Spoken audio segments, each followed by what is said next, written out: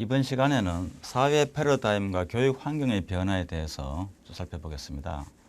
그다음에 이제 학교 교육의 한계입니다. 그죠? 학교 교육 중심 사회에서 살아왔다.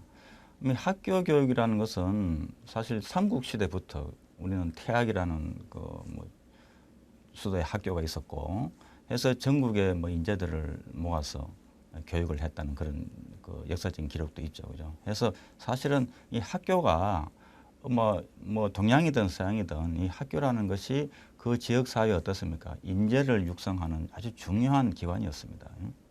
그래서 되게 학교를 졸업하면 교육받은 인간으로 인정을 받았습니다. 그죠?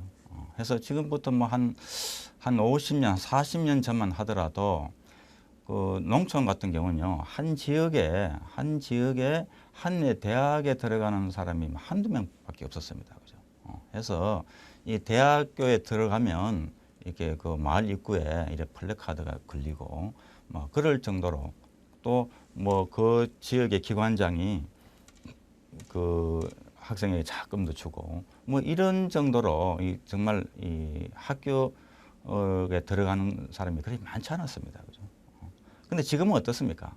지금은 많은 사람이 아마 대학교에 들어가지 않는 사람이 훨씬 적을 정도로 대부분의 지금 우리나라의 지금 그 고등학교 졸업 학생들은 또 대학을 가게 되고 중학교 학생들은 고등학교 가잖아요. 그죠?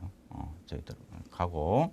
그래서 이게 이제 그렇게 가다 보니까 지금 학교 교육에 그 받은 그런 그 학생의 수도 굉장히 많아졌고요.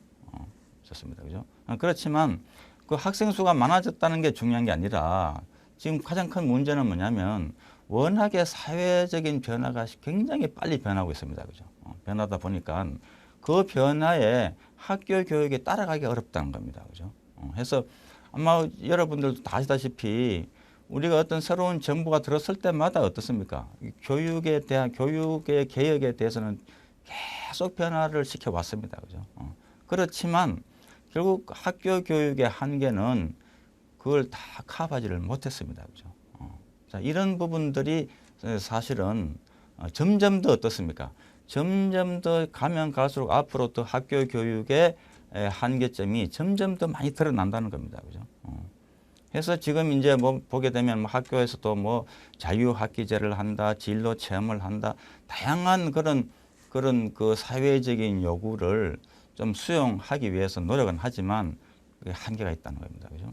그래서 학교 교육만으로 중도 탈락자나 계속 학습을 요구하는 그런 성인들에게 교육의 기회를 제공하기에는 어떻습니까? 굉장히 한계가 있습니다. 그죠? 그래서 지금 뭐 가끔 이렇게 뭐 이렇게 신문 기사에 보면 예를 들어서 뭐 그 나이가 60 넘으신 그 할머니들이 초등학교 1학년으로 들어가서 뭐 다시 이렇게 공부하고 하는 그런 게 가끔 이렇게 이슈로 나오지 않습니까? 그래서 이제 그런 부분들을 사실 학교 교육에서 한다는 건 굉장히 어렵지 않습니까? 그죠? 그런 부분들을 이제 결국은 평생교육이라는 범주에서 그걸 커버해 줘야 된다는 겁니다. 그죠?